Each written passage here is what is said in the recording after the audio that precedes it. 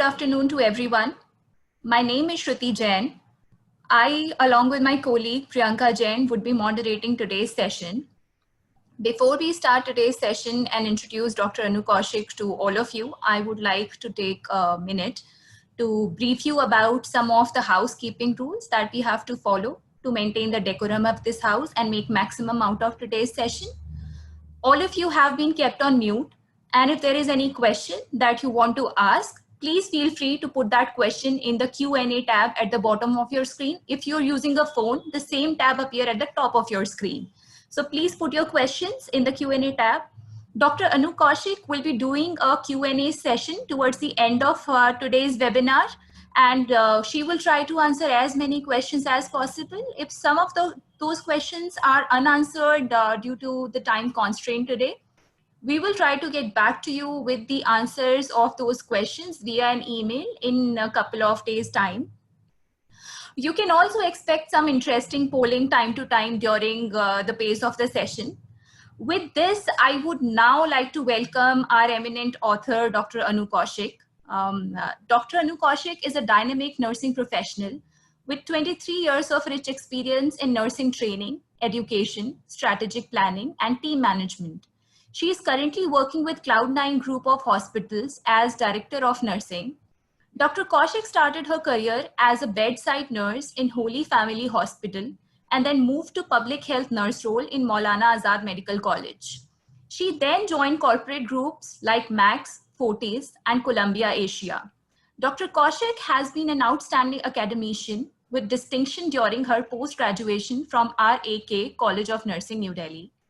She completed her doctorate in nursing in 2016 and visited Atlanta, USA to present her research findings at Women Health Congress in 2016. She has many national and international publications to her credit. She is the editor of Infusion Nursing Journal of India and has co-authored the Standards of Nursing Practice. Apart from adapting the Saunders Comprehensive Review of NCLEX Exam South Asia Edition and Bellier's Nurses Dictionary, she has also authored quick review series for B.Sc Nursing first and second year. I hope that you're going to gain a lot of good advice from Dr. Annu Kaushik today. With that, I would like to welcome Dr. Annu Kaushik to the session. Over to you, ma'am. Thank you, Shruti, for the warm welcome. Good evening, everyone. Thank you for taking out time for today's webinar, and I'm truly excited to be here to share my experience with all of you.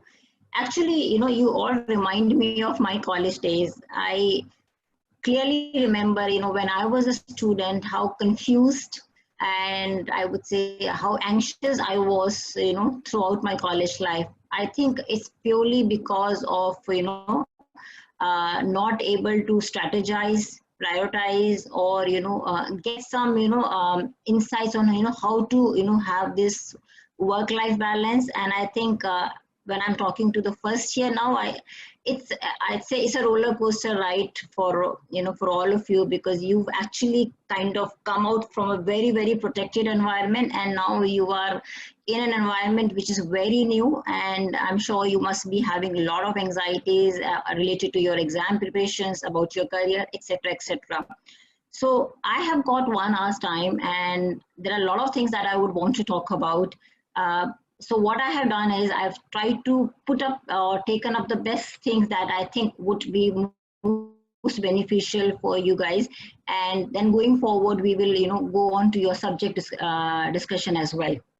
So if I were to ask you a question like how many hours there are in a week, I'm sure you would say they are less. But when you ask, somebody else, they would say, there are many hours in a week.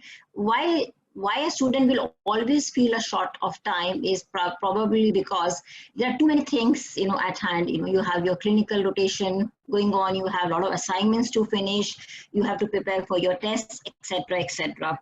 So now, and also, not to forget, you also have a social life. And I think the social life is primarily now, I think, sticked on to, to the WhatsApp or to the Netflix or some, I don't know, some of you may also be addicted to, the PUBG game, which is quite hot nowadays. So now how do we, get onto a track which is going to keep us motivated keep us aligned to our goal, and also keep us happy. I think that's very, very important. So now, without going into further discussions, let's start with the topic. And the only one message that I would want to convey to all of you before we begin, that after attending this today's webinar, I'm very confident that you would be able to cover twice as much in half the amount of time and be much more efficient. Isn't it great? I'm sure you will all be very excited. How do you all achieve this?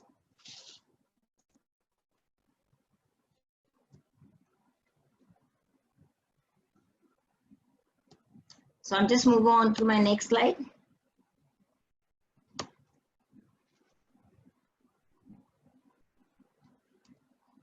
Yeah. So there are two kinds of students. One is who is constantly studying and just not able to get the results. And there are some handful of students who study for less time but are able to get good results. So I'm sure all of us want to get into the second category, where study less but get good results. And that is what is the aim of today's presentation. Yeah. So when we start or talk about preparing for an exam, the first question that hits all of us is, which is very, I think, universal: what to study, right? There is a huge syllabus, you have limited time, and also you have got limited attention span, and you are probably not sure whatever you are studying you are able to reproduce it in the exam, right? So there are multiple factors which keep on playing, when you are preparing for an exam. So we will talk about multiple strategies. So the first question that I would want to answer is, what to study is, a smart student would know that if you study 30 to 40% of the syllabus, right, you will be able to get 70% of the marks. This is really very interesting, and I would like to explain this with the example in my subsequent slides. So that means if you've got 10 topics, or maybe 10 units in a subject, you will probably have, and if you have a time constraint and you need to prioritize and you really want to get good marks, you need to identify what are those 3-4 units which I should study first, and that those units will be able to get me 70% of marks. So, and there is another important thing, that is mark the keyword. So when you get your syllabus, you please look into what are the topics and what is their weightage in terms of marks. And the greater the weightage, greater is the time. And we will see that in subsequent slides. And I'm sure when I'm showing you this slide, most of you are able to relate this, because we all know textbooks are no thrillers. They are not exciting books, that we would want to read. The moment you pick up a book, you start feeling sleepy, you get bored, you are tempted to see your mobiles, you want to go and go onto social media. But I think we just need to handle this, and we will talk about those strategies as well. So may I request the polling question number 1, and I would want all of you to answer it quickly. Do you refer to previous year question papers before going for your final exam? Yes or no?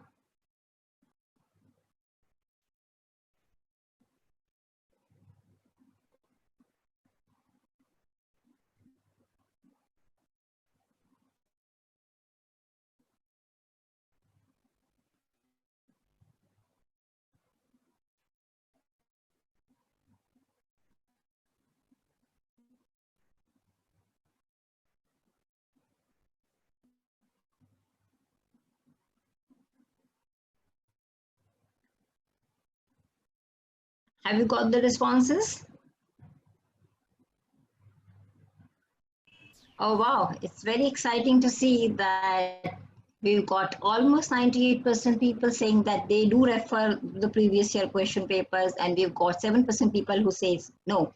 I think that's very encouraging, and any smart student should do that. Great. Okay.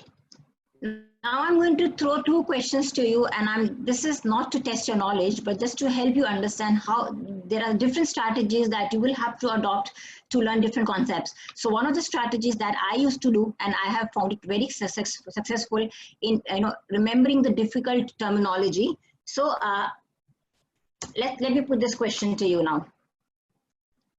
What is keratophobia? I'm sure many of you know this. If you know this, excellent. Now, for those who don't know, and how do you ensure that you remember this phobia? We know the last word, that is phobia, that is fear. But what is keratophobia? So how do you remember this? The way I remember this was by remembering this picture. So I'm sure by looking at this picture, you are very clear that there is a lightning, a thunder, and this boy is scared of this, right? So the way I remember this phobia was, I always remember this picture, and the way I remember this was, Karan is afraid of lightning and thunder. So whenever there is Karan, so keratophobia, I always used to relate, and I really found that strategy very, very effective, and you are able to come up with these innovative styles for remembering things. So I think the second one is, I would like you all guys to try it out and come up with something interesting on your own. What is claustrophobia? This is quite a common phobia, and this is also asked in many of the exams. So the key word here that you can pick up is clause, and we know Santa Claus. So the way I remember this was, Santa Claus hate closed chimneys. Why he hate closed chimneys? Because he cannot go inside the house and deliver his gifts. So closed means something that is not open, and claustrophobia refers to fear of closed spaces. And this is how you will remember what is claustrophobia. So with claustrophobia, you just have to remember Santa Claus, and then I think it becomes pretty easy for you to remember then. Now, I will share quickly some of my experiences as a student, as a first-year student. When, as I said that in the beginning, that when you are a first-year student, you are so perplexed. You are in a new environment, you are away from home, you probably, you are with new set of people, your friends have changed, and you are not sure whether you've taken the right career decision. There are totally new subjects. You are now also, having the clinical exposure, exam stress. You don't know how to appear for the exam. And I would want to share one example of a mistake that I have made in my first year exam. So it was a fundamental of nursing exam, and there was a question that had weightage of 15 marks.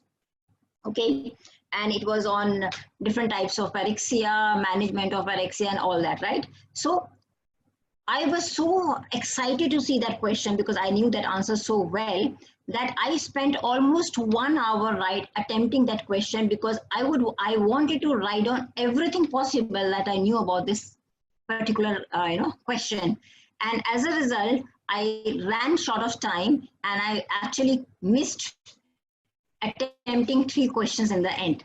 So I learned from my mistake that it's not important for you to write down everything that you know about the topic. It is important for all of us to see what is the weightage and how much time should I allocate to a 15-marker question, to a 10-marker question, to a 5-marker question. And I think a smart student should always have that kind of an exam scheme that is being followed by your university, and see, okay, this is the total hours that I have for the exam. These are the question pattern that comes in, and how much time should I dedicate for each question, so that you are able to finish the exam on time.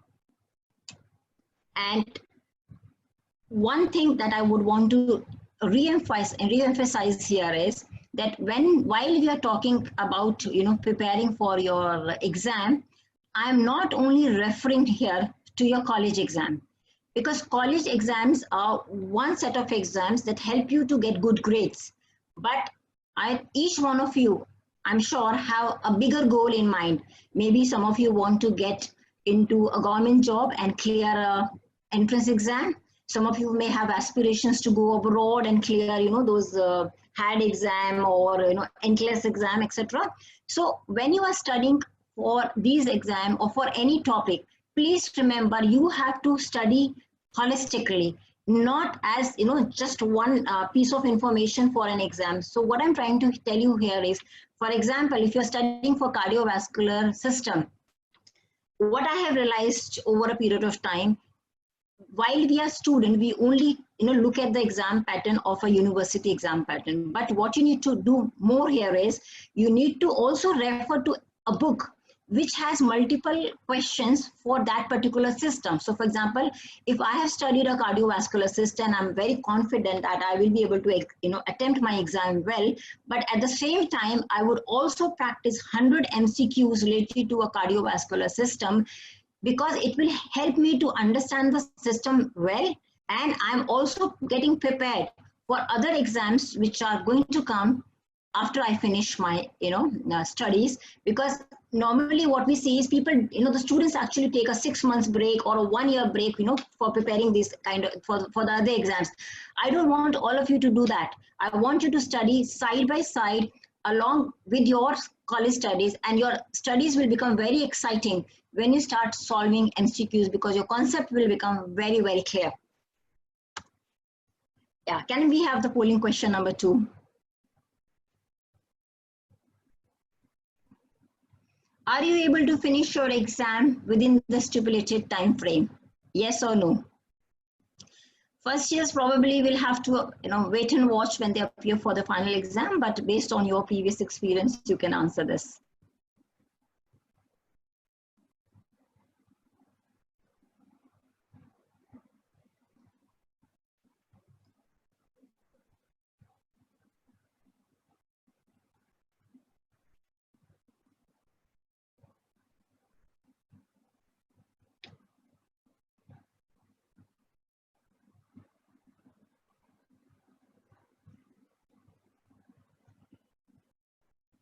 Okay, so this is interesting. It's almost a 50-50% voting that we've got. So what is 6% people say that yes, and we've got 54% people saying no. So I think that this is going to be very important when we are going to talk about the mock test in our subsequent slides.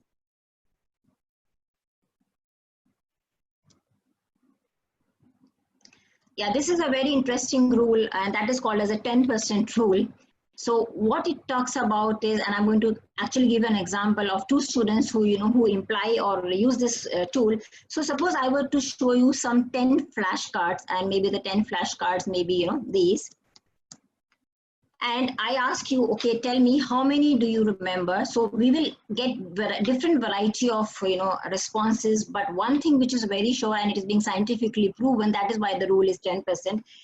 Or the maximum number of people who will take this test, they will remember the first and the last flashcard very clearly. So it has been seen that people will remember pen and people will remember dog. So how do we imply this rule into our system? So like, you have now 2 students, student 1 and student 2, and both of them decide to study for 90 minutes. Like 90 minutes is 1.5 hours. So student 1 studies continuously for 1.5 minutes, that's 90 minutes, without a break, and is very, very happy. Oh my God, what an achievement! I've been able to sit for 90 minutes and finish this unit. And it's a very but I would say it's a kind of a psychological placebo. That means it's a false reassurance. But if you ask honestly, if we apply a 10% rule, it means that out of the 90 minutes, the student has actually whatever the good study time was only initial 10 minutes and the last 10 minutes. The between 70 minutes, though he or she was reading, but the absorption of the content is very poor. Okay, though you have sat for 90 minutes, but the good time is only 20 minutes and 17 time was bad. Whereas we have a second student who doesn't study for 90 minutes at a stretch, but studies for 30 minutes break and slot, and takes a 5 minutes break. And studies have shown that when you study for a 30-minute stretch or a chunk, you will be able to actually study for, you will be, your productive time will be 20 minutes, because 10 minutes in the beginning and 10 minutes at the end. And the only time which is going to be a lax time for you will be the 10 minutes. So if you take this student out of the 90 minutes the student has actually studied, 60 minutes is good and 30 minutes is bad. So why I want to give you this example is that it is not always necessary that you have to sit at a stretch and study. You please try adopting this strategy, and you yourself will see that you are more productive, your retention is better, and you are able to reproduce more content when you study in parts or in chunks. And also, sometimes you will see that when you are studying, say for example, you've taken a 30 minutes study slot, you are studying something, but 30 minutes get over, but you are not able to finish that particular part or the portion that you were studying. And generally we as a human have a tendency, let's finish this and then only I will get up. But there is a very important Jaimark effect which says that human mind is always very curious, and based on that assumption, if you are studying something and your time gets over and the content is still incomplete, you will always be, your mind will always have that kind of thoughts. Okay, I was studying this topic, but it is not complete. And then when you come back and study, you will be able to absorb better. So what I'm trying to say in other words is that we are able to remember tasks, those are unfinished, and because since they were not finished, and there is always curiosity to go back and complete it, and that is how your retention also increases. Now your second number tip is 20-80% rule. That means 20% read and 80% recite. This is, I think, very important, and I would want each one of you to please really pay attention to this. When we start studying something, we always have a habit, okay, let me finish reading this and then after that I will revise. No, it doesn't work that way. You have to, our mind has a capacity. If you read 10 pages and you think by reading the 10 pages, at the end of the 10 pages you will be able to remember everything, I'm sorry, that's not going to be possible. So what you need to do is, you study, you divide your content into parts, and you say, okay, I'm going to study now this content, like I study the 22 pages first, and then I'm going to revise. Then I'm going to study the next 2 pages, then I'm going to revise. So please study in small parts, give more time for revision and less time for reading. But what is happening currently is we are giving more time for reading and we are keeping a big time slot at the end for the revision. And then you feel so, I would say demotivated, because we are not able to remember things. And I would want all of us now to get into this 20 and 80% rule, that read small, revise more. Read and then give more time for revision. And this really works out very well. Now, the third strategy tip that I would want you to give is a spaced repetition. And I think this is very, very interesting. Say, for example, when you are preparing your strategy for studying, the normal, strategy that I also adopted when I was a student, and this was a mistake that I had made, was I would put, okay, let me finish my fundamental of nursing first, syllabus, and then after that I will come back to psychology, and then third subject, and then fourth subject. This is the most disastrous thing that we can do, because when you study all the time fundamental, you are not giving any variety to your brain. What I would suggest is, when you are making your timetable, and we are going to talk about timetable in a little while, so please give different variety of things for yourself in a day. So give time for fundamentals, give some time for psychology, sociology, give some time for a mock test, give some time for watching a procedure on a on a YouTube, and have variety. If you put everything, okay, let me finish my fundamentals in next 10 days, I have personally found this strategy doesn't really work at all. And also, a word of caution here, even when you are studying a particular unit, like for example, I've given you an example of an endocrine on my right. If you're studying an endocrine system, endocrine system is a huge topic. by itself. So you have the anatomy, the physiology, the diseases, the diagnostic, the lab values, the nursing intervention, etc., etc. Each one of them is actually a huge unit, subunit in itself. So how do you study for this endocrine system? So you can say, okay, today I'm going to study endocrine system, and I'm going to talk, I'll study anatomy and physiology. Okay, next day, tomorrow, I will talk about the disease condition. Third day, I'm going to talk about the diagnostic. And so you will be able to relate better, and it's not going to be an information overload that you, okay, I want to finish endocrine system today. I can bet with you, you cannot finish it. Maybe you think you have finished it, but actually you've not done a good job. So that is the meaning of the word spaced repetition. Take that's also into subtopics so that you're able to do a better learning and retention. This smart strategy number 4, and I think this is very, very important, is making good notes. I don't know how you are making notes, but I remember when I was a student, what I used to do was when the teacher is teaching in the class, I used to take notes. Trust me, this is not a good strategy.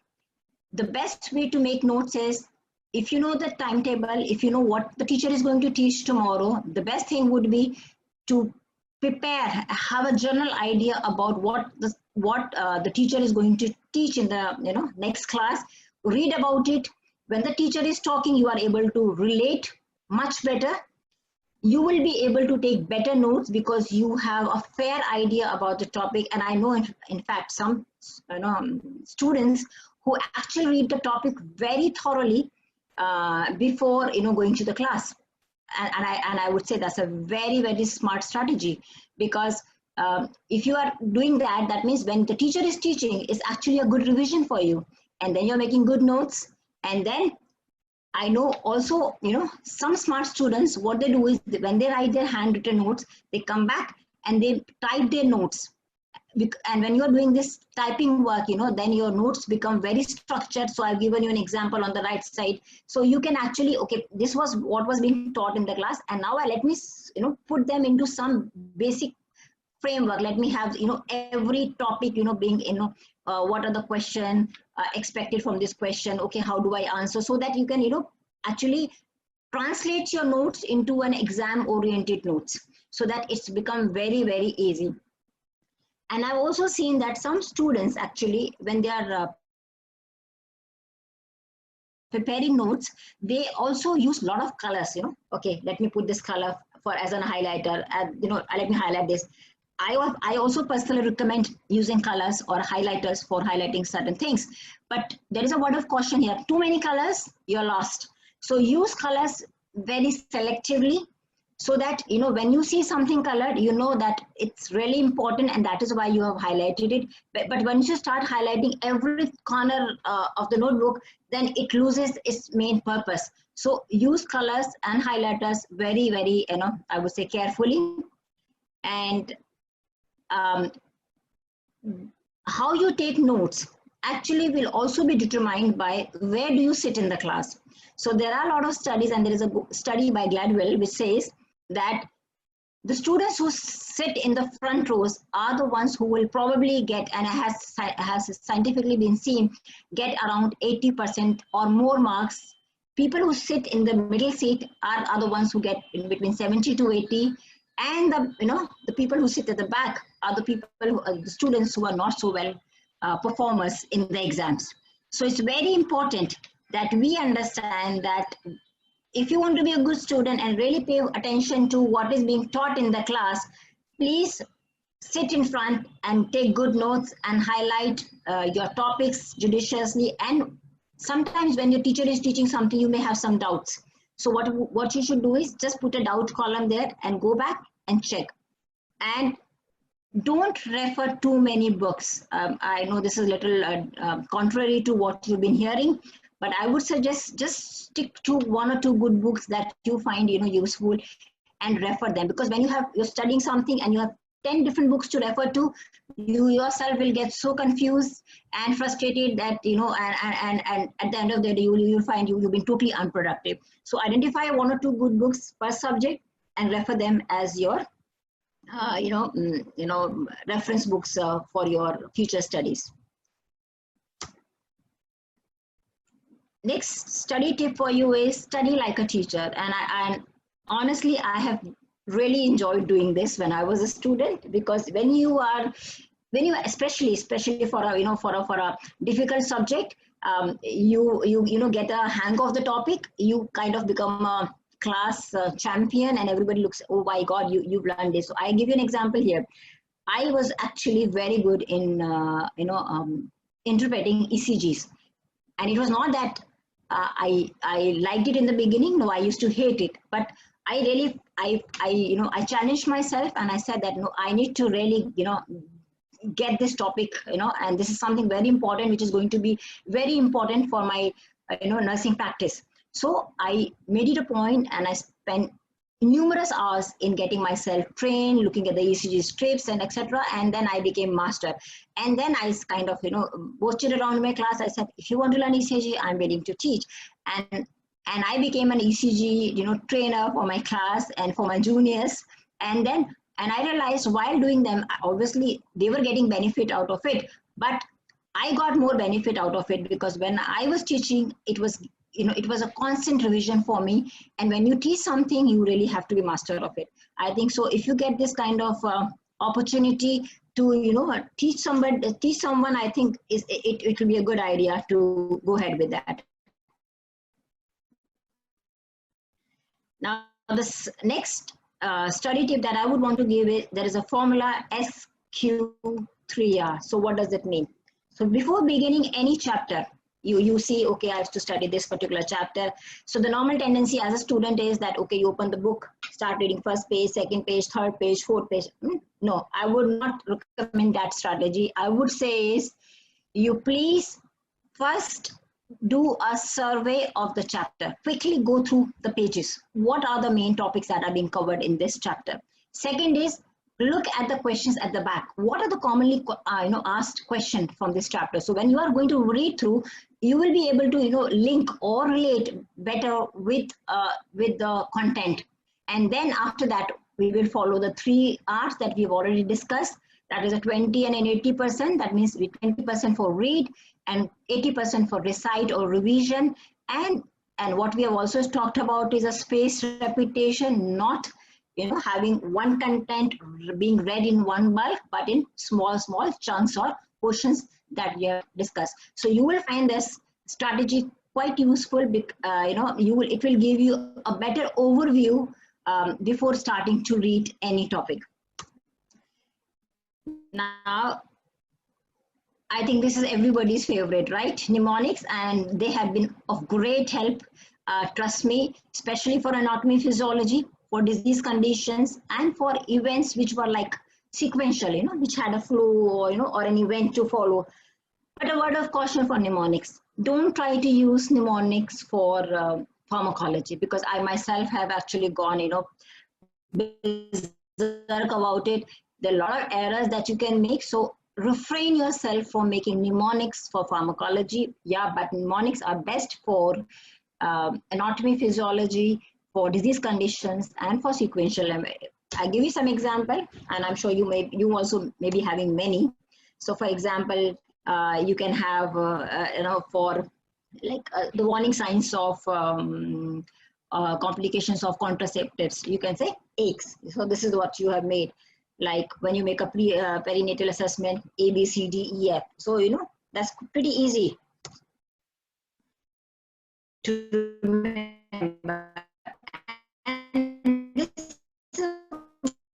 And this one I picked the common question that is of kidneys, and we know kidneys are associated with urine. So if you remember urine, then you can remember a wet bed. That means somebody has kind of urinated on the bed, and then you remember this a wet bed mnemonic, and you will be able to attempt this question very fast, right?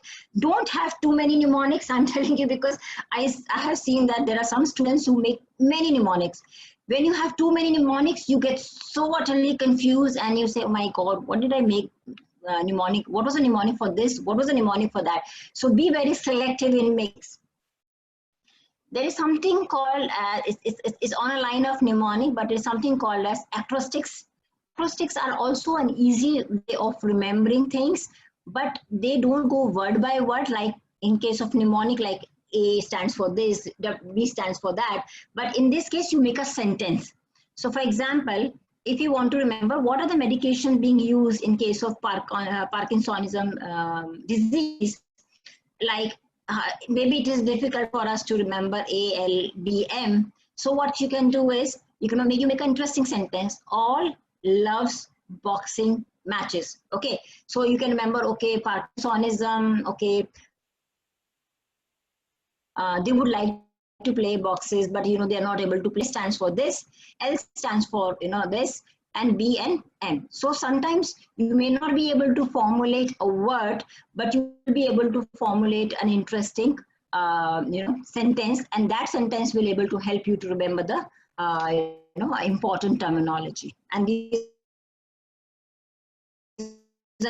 are called as acrostics. Create quickly a mnemonic for a 10 organ system, the different organ systems that we have in our body. So maybe I'm sure some of you may have already made one, but I just thought maybe we can quickly create one. And when I was preparing this presentation, and I came across this nicer drums, right? So I can remember, okay, nicer drums refer to the organ system, and I can just quickly enlist them. This is the most difficult part, how to learn definitions. But trust me, some students are so good at it. They remember the definition word by word. And let me honestly admit, I was not in that category of student. I wouldn't remember, I cannot, do a rote memory. I cannot, remember them word by word. So I decided that I have to figure out a way of, remembering the definitions.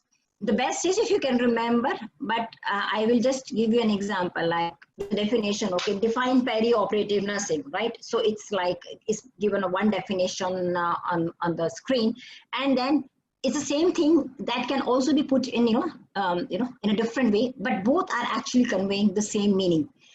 So let me read out this definition for you. So perioperative nursing is a term used to describe the nursing functions in the total surgical experience of the patient, preoperative, intraoperative, and postoperatively.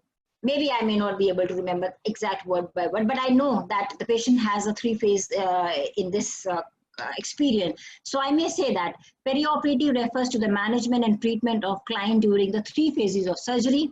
And then I realized that they are both conveying the same meaning, and I'm sure the teacher would not deduct mark, for not, answering in the first way. So there are two ways of remembering the definition. The wrong way is word for word. That means you remember word by word. But there is also a right way, word for word. So you must be wondering, in one way I'm saying it is wrong, in another way I'm saying it is right. If you can remember word by word, it is very good. But you should know the meaning. What if you're not able to recall that definition word by word in the exam? Are you going to have a shock, or will you be able to put it in a different format? So the meaning of each and every word in the definition, so that if you're not able to reproduce it as it is, you will be able to put it in some another form. You can restate in your own words. And the best would be, if there is a definition, if you can give an example, I think then the teacher gets, okay, she knows the definition, and she also she's able to relate with an example. Okay, so try to give an example wherever you are able to give along with a definition. Yeah.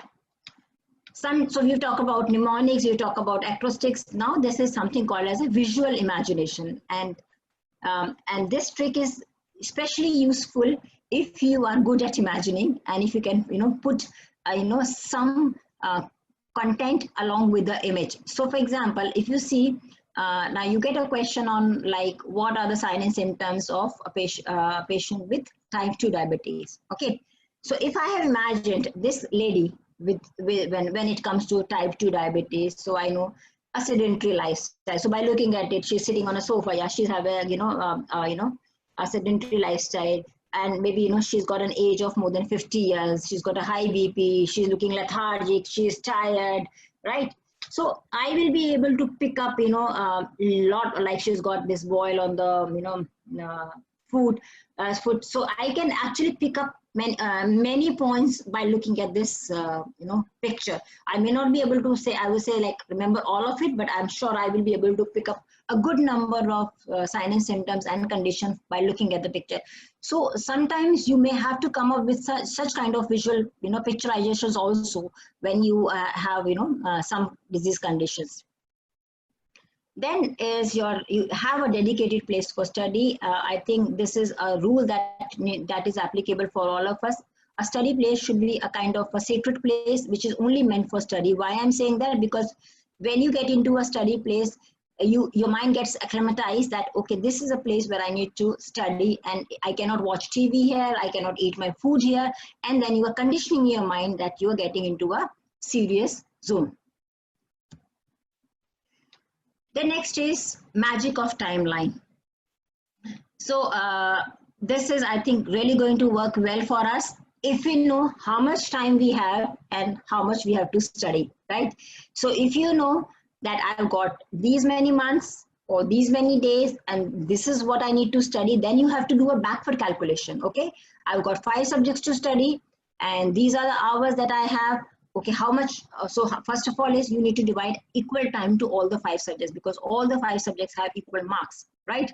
And then based on that unit weightage, which I'm going to talk now, you divide your hours.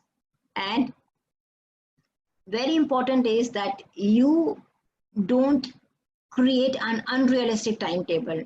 Don't make it too jam-packed, only study, study, study, no breaks, or 5 minutes break, 10 minutes break. It is going to be really very disheartening if you're not able to adhere to your timetables, okay? And your timetable should motivate you that you've been able to accomplish something. If it is demotivates, the whole purpose of creating a timetable actually gets defeated.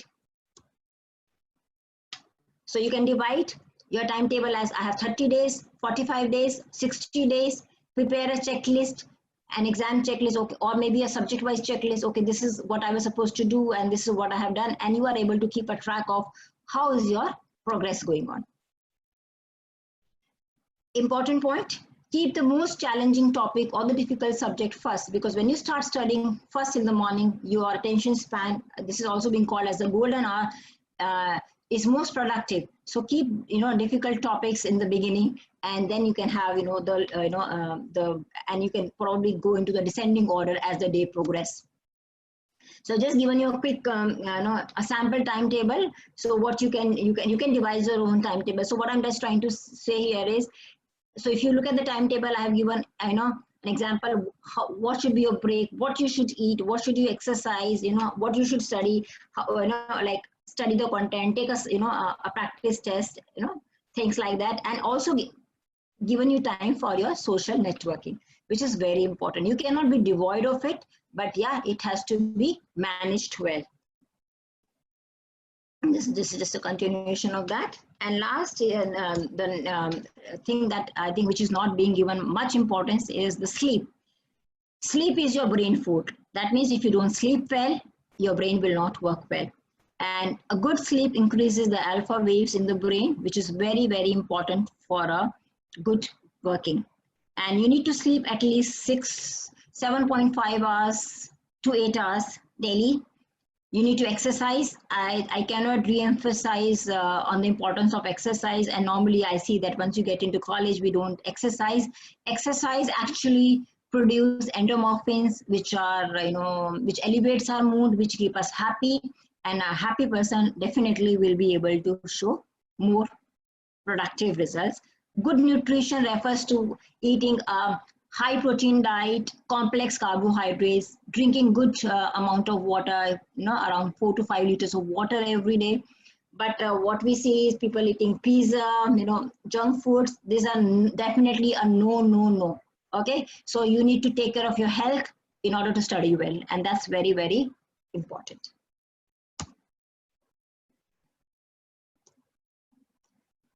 This is my favorite quote. Tomorrow is probably the busiest day. Why? Because, okay, whenever you're going to start studying? From tomorrow. When are you going to start exercising? From tomorrow. So tomorrow is, so everything is getting, postponed for tomorrow, and it looks, by the way we are doing things, tomorrow will be our busiest day for sure. And and all the tips that we are talking about, you will remember, oh my God, somebody should have told me about all of this, some time back. So I think you guys are very lucky, because you are getting to know how to study smartly in the beginning of your nursing course. So, and this is only not for your exam, but for your, other exams. Right. Can we have the next polling question, number 3? Do you take mock tests before your actual final exam? Yes or no?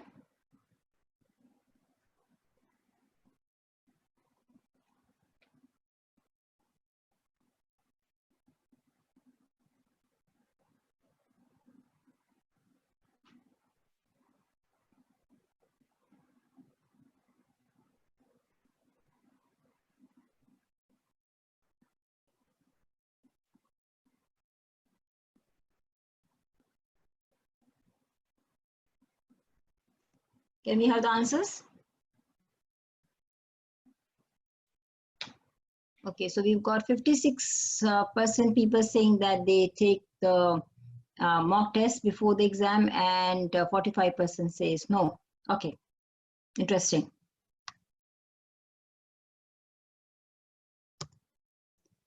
Okay, so it's actually a mission to keep ourselves away from distraction, right?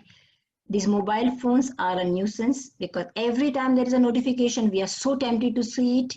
And there are enough studies which prove that when you are studying something very seriously and suddenly there is a WhatsApp notification and you open it up and read it, you are actually, losing on your concentration by another 15 minutes. So it means it will take you another 15 minutes to come back to your, pre-attention level. So what does it mean? It means you are actually, one notification is equal to 15 minutes lost. So I would want all of you to please set some ground rules for keeping distractions away. Your phone should be on a DND, and be away when you are studying. You dedicate time for watching, your phone, or playing on phone, or watching a movie, or listening to music, but you need to set a rule that when I'm studying, my phone will not be next to me. And please reward yourself if you are able to, adhere to this. A co-partner, that means you can find somebody who can study with you, or you can study in groups. It works well for many, but it doesn't work, well for others. So it depends upon how you want to study. But when I was in college, we used to study in groups. So what we used to do was, we used to divide ourselves, and we used to say, okay, you study this topic, I study this, and then we would say, okay, now after we've done, after that, then we would come and teach each other. And this is how, we used to, exchange and discuss, and this really helped. And we also used to take mock tests also together. And then we used to check each other's exam paper, and this helped us. And whatever are your achievements or your, milestones, please, keep on, acknowledging them on the calendar, because it is kind of a, a leadership board for you, a victory board for you, because, and it's going to give you a lot of motivation, to keep going. Now look at this car. So in this car, there are two people sitting, and there's one who is driving and the other one who is just sitting next to that person. So I'm going to ask you a question. Which person is going to be more vigilant? I'm sure the answer is the one who is driving, because the person who is driving knows that if I don't concentrate, I'm going to hit the car. So our brain is a super, I would say, smart body organ. Control it before it rules you, because the human tendency is, procrastination. Keep on delaying it as much as possible. Okay, I will do this tomorrow. I will, start from tomorrow. So don't do that. Please take charge of yourself. It's not your, nobody can control your body or mind. It's only you who are responsible for, for your life. So don't let this happen.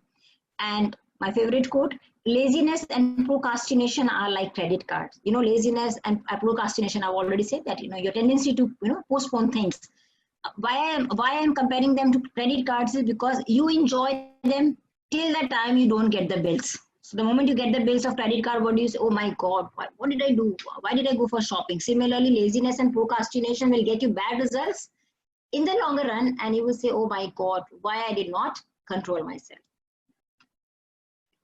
So so there are chances that once you start something, whatever we have been discussing, you will be very motivated and you will try to implement, but there are chances that you may want to go back to your previous style. So you have to pull yourself up and say, no, there is no way of going back. I'm going to be keeping myself motivated, and I'm going to, practice and continue to do what I have promised to myself.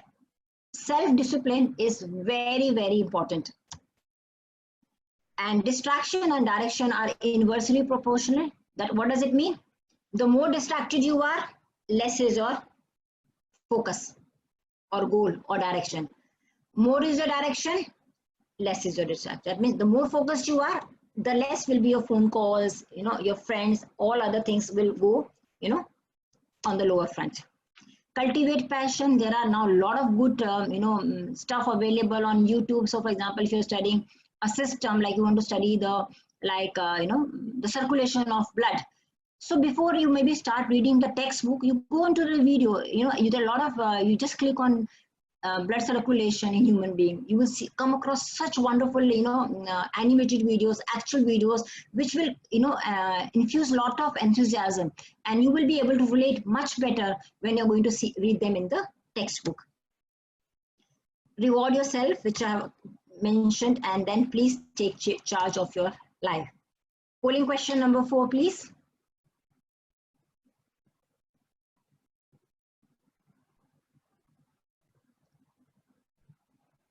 Do you create mnemonics for the important topics? Yes or no?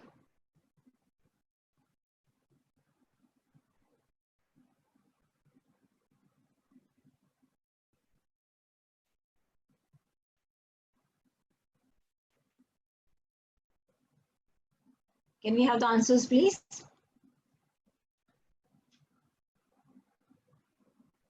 Yes. Oh, wow.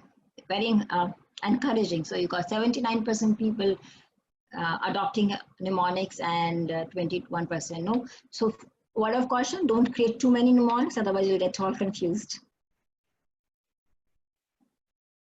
Okay. Yeah. This is a very important table, and I want each one of you to really pay attention to this, and this is going to really help you to plan your studies extremely well. So for example, if you remember my first slide, it said that 40 to 50% of your subject will get you, like 40% will actually get you a 70%, marks. So I'm just showing you with an example here. So for example, I have taken a nursing foundation unit, and I have actually listed on the different, units that are coming, topics that are coming in, and I've actually also calculated, the marks, weightage marks for each of these topics. So if you see, out of 100, your first topic has 25% weightage, right? So that means you will get 25 marks straight if you study this topic. Similarly, the next topic, second important topic is your 20 marks. Then your healthcare delivery 15 marks, and then nursing care basic role 15 marks. So what I'm trying to tell you here is, if you have studied these 4 units well, you are actually aiming for a 75% marks in your exam. Okay. It does not mean I'm saying that don't study other topics. No, I'm saying study smartly. Give more weightage, more time to these 4 chapters, from an examination point of view, and the other topics can, be given less weightage or time based on the time that you have at your disposal, right? And supplement it with, the practice question that I share, so that you are actually not only preparing for your theory exam, but you're also preparing for your competitive exams, which you intend to take at a later part in your life. So you identify, okay, this is very important, and you classify them. Now, how many hours should you dedicate? So for example, I have got 10 hours to study this unit. because my exams are coming and I cannot give more than 10 hours. So accordingly, you will decide, okay, out of these 10 hours, probably I want to give 2.5 hours to maybe the first unit. Depending upon the weightage, you divide the time. Okay, so maybe you want to give 2 hours here, 1 hour here, maybe 30 minutes, 1 hour, depending upon the total time that you have and depending upon the weightage that you have, so that you are able to get good marks in your exam. And do this for all the unit subjects, and this will really become very handy just before your exam. So take a mock test, time yourself, and take at least 2 mock tests before your final exam, and finish it on time, get it checked, learn from your mistakes, and use Kahoot. Kahoot is actually a online gaming tool where a group of people can actually put on MCQs and you can play together as a team. So it turns out to be a wonderful learning tool when you are studying in a group. So there are some tips for attempting the question paper. So suppose you get a question on COPD. So I'm just giving an example here. So before you attempt this question, you should have this broad framework in your mind. What is it that I'm going to start? What I'm going to cover in this? So you just say, I'm going to talk about definition, types, risk factors, and diagnostic, etc., and your nursing management. So when you have that framework in mind, you will actually, go in a very chronological order and will not miss out on important things. So this is one of some, snapshots that I have taken from the QRS series, just to, give you a glimpse of, so like there is a question that comes on, what is the difference between hypocalcemia and hyper? So what you do is you start with definition, write the causes, sign and symptoms, so you compare each of these parameters, the broad parameters, with each other, and then you are able to, come up with a very visual, differentiation. Similarly, differentiate between an open and a closed wound. Similarly, we've done that. So it becomes very easy and to remember, and also very easy to reproduce in the exam. So this was a question on what is the pathophysiology of rheumatic heart disease. So if you see in the book, this is a snippet taken from the book. So we put it in the kind of a flow diagram so that, it moves in a very sequential and a chronological manner. And then, how it further bifurcates has been explained well with the help of a flow diagram. So that it aids in, learning, understanding, and also capability of reproducing it in the exam. So there are some questions which are like practical oriented. So like, your drainage tube, 1 bottle, 2 bottle, and 3 bottles. So there are some question FAQs which are also being added in the last, so that it helps you to understand the nursing procedures also well. So, and please, important is practice diagrams which are easy to reproduce in the exam. So maybe you have looked at the diagram in the book and you find it, oh, it's very easy, I can do it. But when you start actually putting it in the exam, you're not able to do it. So practice diagrams drawing. And if you get a question like on a digestive system, and if you can draw something like this, I think this is just going to be super, because you put the system, you put the main points, the organs, the functions, and it's very, very, and if you are able to reach to this level, I think hats off to you guys. You're doing fantastic. So this is an example of a question that comes on anatomy and or maybe the physiology of the blood circulation. So there is one student who keeps on writing like a running content in like in case of student B, but in case of student A, he or she explains it with a diagram and a flow chart. So I'm sure you will appreciate that the student A will definitely get more marks. Maybe the student B has written down the same content, but it is not visual. Yeah. So now you have got some tricks of preparing the exam now on the day of exam. Very important tips. Be fresh, take shower, eat high protein, complex carbohydrates, reach center before exam in at least 15-20 minutes, so that you're not go into an anxiety or a panic attack. And don't discuss about any topic. This I have personally found, and I really feel that don't discuss any topic before the exam. Okay, did you study this? Oh no, I have not. Oh, this is a very important topic, you should have studied. And then all your confidence level goes down, and you say, my God, I have studied everything so well, and then suddenly somebody comes up to you and really demotivates. Say, don't do that. Then carry all your important things. Do deep breathing exercise before your exam. Quickly glance through the question paper, and then have a hard stop for every question. Like you say, the pattern. Okay, this particular question I cannot give more than 10 minutes. So once 10 minutes are over, you just need to wind it up, because otherwise you will miss out on other important topics. Time your question paper very well. This is very, very important. Draw diagrams, flow charts, and attempt paper in sequential order. I have seen that there are students who don't do this. I think this is very irritating. I myself have been a teacher, and I keep on flipping the pages from one, back and forth. Try to do your question papers in a sequential order. This really helps. And sometimes you may also miss out on being marked on some questions. And then quickly glance through question paper so that nothing is missed out just before handing over the paper. And never discuss question paper with your friends after the exam is over. Oh, you did not write this point. This was very important.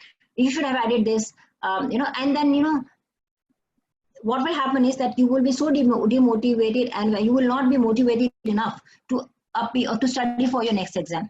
And this is going to be very, very I would say unhealthy, and it will lower down your morale for the next exam. Don't do that. Once exam is over, shut it down and get going with your next exam. And this is the success pyramid that I wanted to show you, that when you see somebody getting very good marks, so you please understand, dedication has gone in, hard work has gone in, good habits have gone in. There has been a lot of disappointment, sacrifice, and a lot of I would say patience has also gone in. So success is just what we see, but the quantum of work that is gone behind is really phenomenal, right?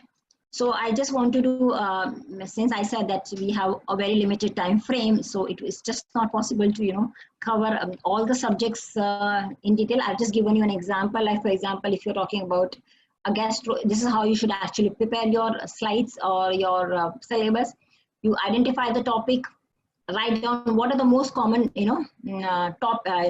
topics that are being asked in the exam. Look at the previous question paper, and then you will be able to see and list down, so that you know that these are the things that I need to definitely study before my exam. So in the quick review series, sometimes people do ask me that in one chapter there are 5 questions, long question, but in one chapter there are only 2 long questions. So my say is that the weightage has been given based on the the weightage of the unit, and also based on the previous year question paper. So that is why you will see a variety in the long and short question number depending upon the unit and the weightage. So similarly, like for a foundation of nursing, you can also do in a similar way. So I would like to say that without commitment, you will never start, but without consistency, you will never finish, and without self-discipline, success is impossible. Thank you. So I would be really excited to answer the questions that I have from the lovely students. Thank you very much, ma'am. As we speak, we are inundated with so many questions, and I know we have already overstretched the time a little bit. So I will just ask a couple of questions, and the questions which are not being answered right now, we will send it across to you, and then maybe you can just give us the answer and we will share it back with the students later. So the first question I will read out to you is by students, where they want to understand what is the most valuable thing if they really want to pursue nursing field further. Is it the marks or the knowledge or the experience? What is it that can take them further in their careers? Sorry, I missed your the last sentence. What was the question, if you don't mind repeating? The question is, the student is asking what is most valuable. Is it the marks or the knowledge or the experience to take them ahead in the nursing field? Okay, very good question. And I think it's very important for all of us to understand. Honestly, if you ask me, I would pay least importance to the marks because marks are important. What are marks actually? Marks basically test your knowledge, right? And sometimes it happens that probably you have studied really well, but you are not able to, probably reproduce on the exam day, but it does not mean that you don't know the subject well.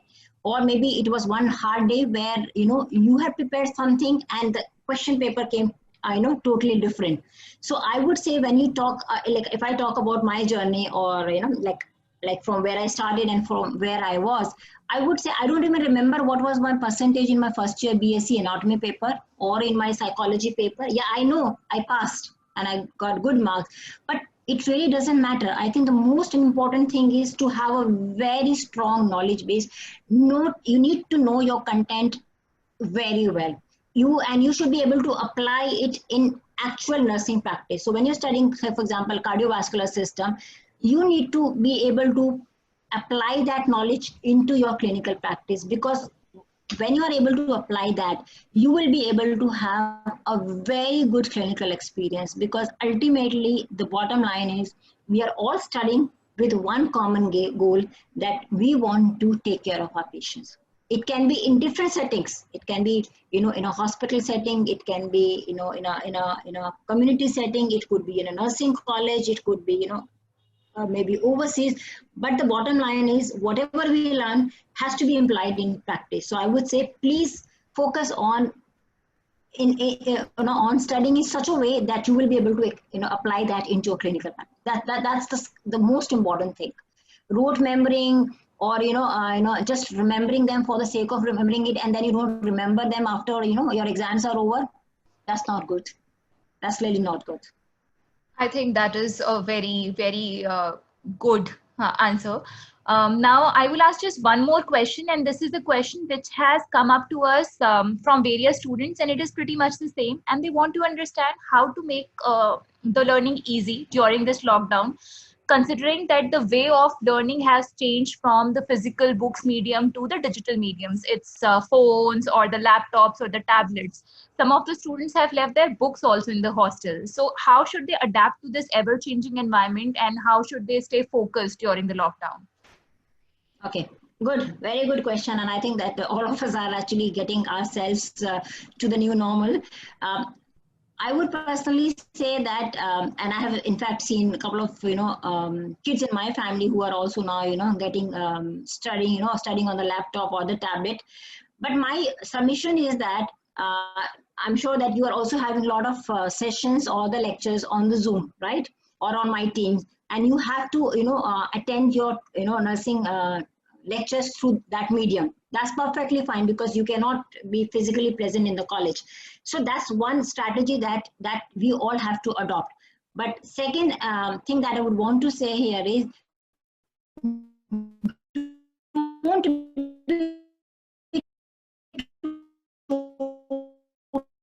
dependent on your lab or you have to understand the concept. You have to practice questions. So, and get books, the hard copies of the book, because you will need to revise and understand the concept in detail. So it's very important that though we are going to use the digital media, but it does not mean that we are going to totally rely on the digital media. Please make your mnemonics, make your study habits, because when you're studying on a mobile, for example, it's very normal when you're studying something and then suddenly you see a WhatsApp notification.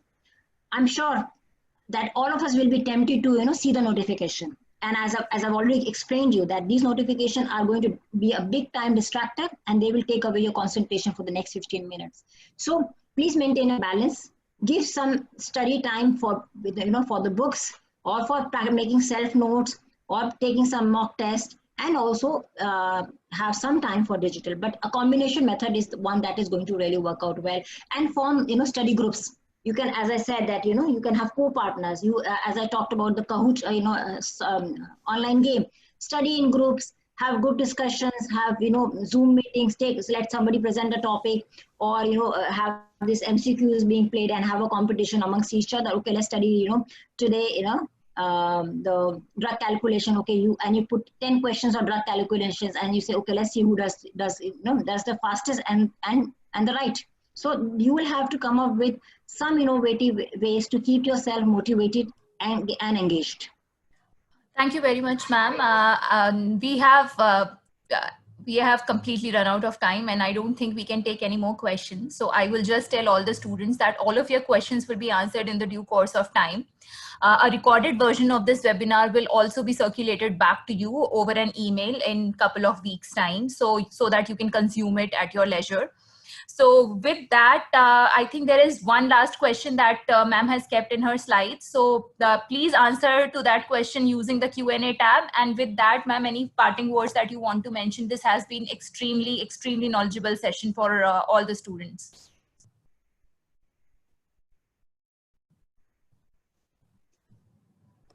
Ma'am, any parting words? Yeah, I think we've learned a lot of things, a lot of strategies, a lot of tricks. I think I would urge all of you to please start implementing few of them. Don't try to adopt, everything together.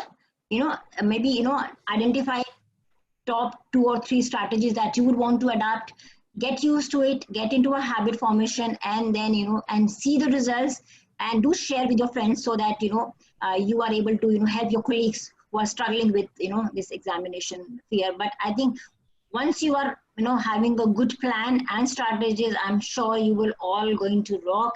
And I think hard work is definitely required. There is no shortcut for success, right? So consistency, self discipline are the 2 most important things that you need to practice, and definitely give time.